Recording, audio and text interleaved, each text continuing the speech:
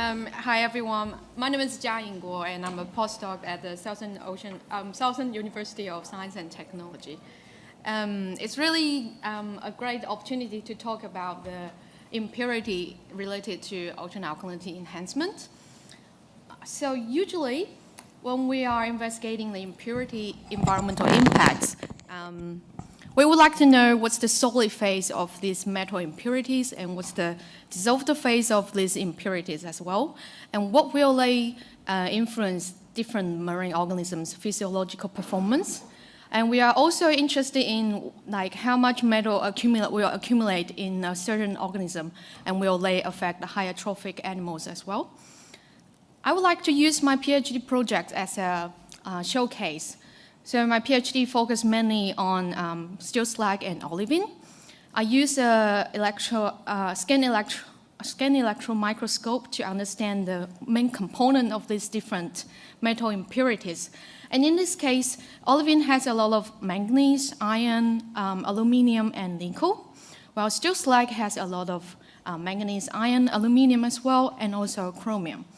When I dissolve them into seawater, I can see how much metal is actually released from these minerals.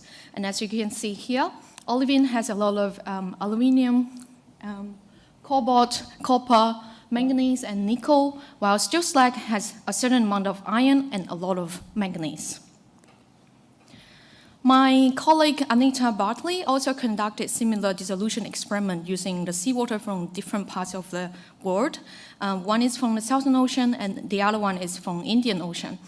And we can see in general, the dissolved metal concentrations were quite consistent when we used the same type of steel slag and olivine. But one thing was to mention is when we are using the same type of mineral but from different source. So in this case, it's olivine from two different sources. We can see one type of olivine has quite high aluminum, while the other olivine source didn't really have that much. So the mineral source actually can influence the metal impurities that we can observe in the seawater. Okay, so we are also very interested in if this metal will affect marine organisms.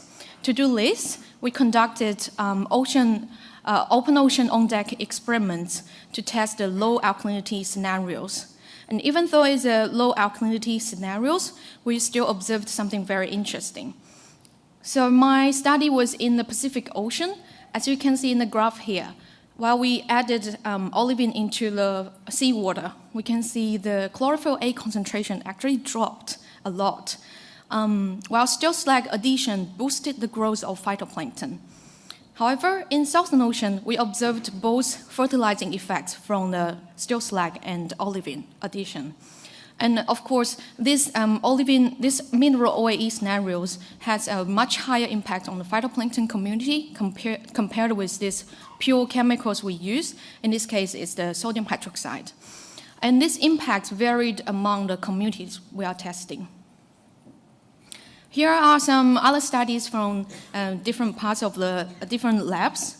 For example, in Hutchins in 2023, we can see when he used the olivine leachate in different phytoplankton strands, he observed the positive to neutral effects on different phytoplankton species.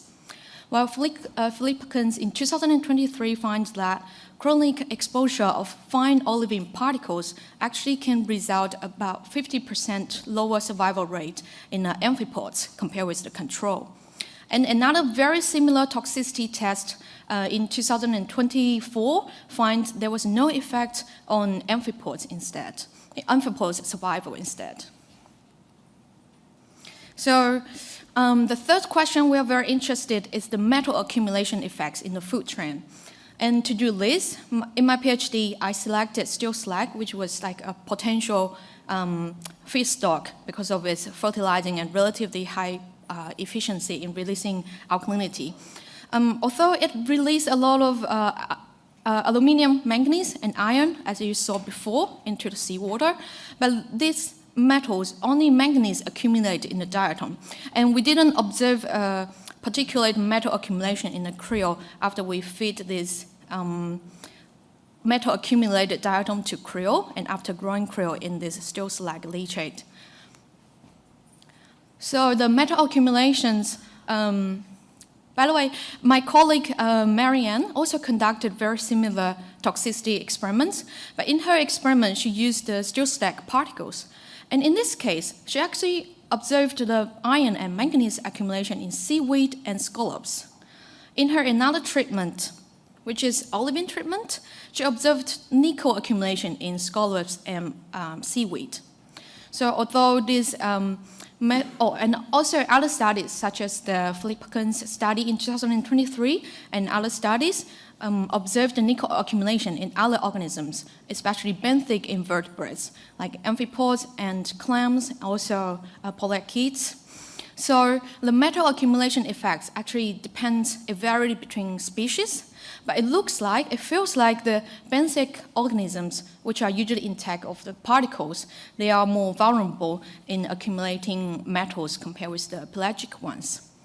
We do need more research in this field to confirm this conclusion, not just because it's limited by the time scales, the species we are testing, but also it's limited by the scenarios we are testing.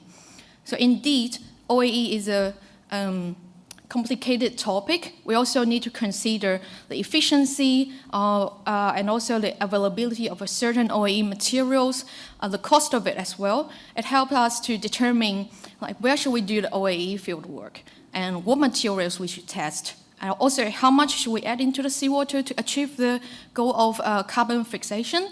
And this will, in return, also help us shape our environmental assessment to test more practical scenarios. For example, like what materials we should use to test the kinetics of the alkalinity releasing, metal releasing, what species we should use, and what measurements we should use to measure the physiological response of a certain organism. That's my talk today. Thank you.